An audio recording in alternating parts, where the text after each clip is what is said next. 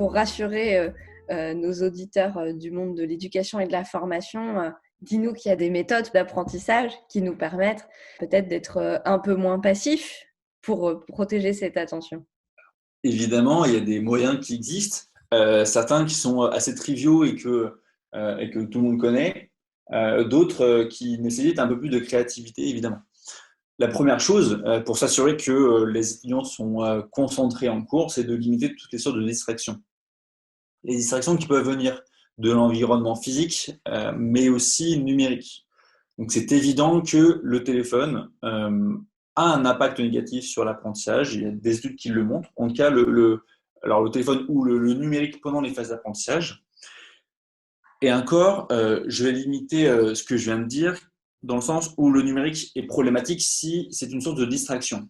Par contre, c'est un levier très intéressant pour apprendre parce que le numérique permet de diversifier les sources d'apprentissage. Le numérique est donc problématique si c'est une source de distraction, une source de nouvelles informations qui pousse soit les apprenants ou les apprenantes à s'interrompre pendant leur phase d'apprentissage.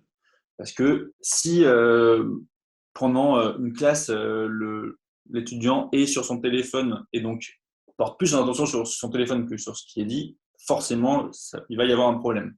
Et donc, l'usage du téléphone, en tout cas des outils numériques, pendant les phases d'apprentissage sont un problème parce que ça pousse les étudiants à s'interrompre, à se distraire et donc à faire du multitâche. Et on l'a vu juste avant, ça c'est problématique. Il existe plusieurs leviers par le numérique qui permettent peut-être, en tout cas dans certains cas, de favoriser l'apprentissage. On sait que la ludification, c'est un levier majeur de motivation et ça peut passer notamment par les outils numériques parce que c'est des outils qu'utilisent déjà les étudiants et donc par le fait que ce soit un outil qu'ils utilisent, c'est une source de motivation.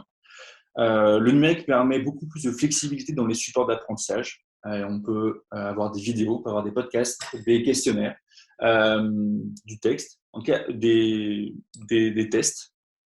Le numérique, il permet une diversification des supports.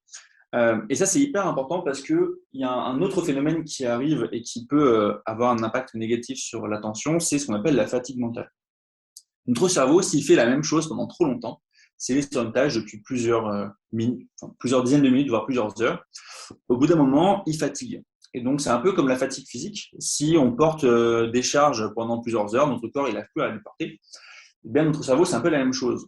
S'il fait la même chose, la même activité cognitive, donc si un étudiant il suit un cours ou il écoute et prend des notes pendant plusieurs dizaines de minutes, voire plusieurs heures, au bout d'un moment, il le fait de moins en moins efficacement. Parce que notre cerveau, il dépense des ressources pour faire une tâche, et donc s'il le fait depuis trop longtemps, il n'y a plus de ressources disponibles.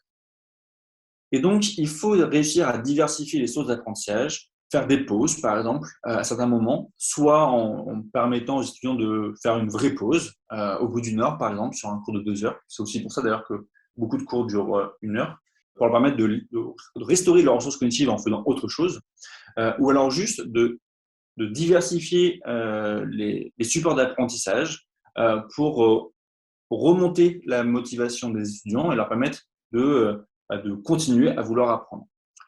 Effectivement, rien de tel qu'une lecture d'1 heure pour épuiser les ressources attentionnelles et faire baisser la motivation, plutôt que de faire varier, de faire ce qui se fait sûrement déjà, hein, des exercices, puis des cours et puis des espaces de discussion. Tout l'intérêt étant pas de stimuler à l'extrême les étudiants en changeant d'activité toutes les 10 minutes.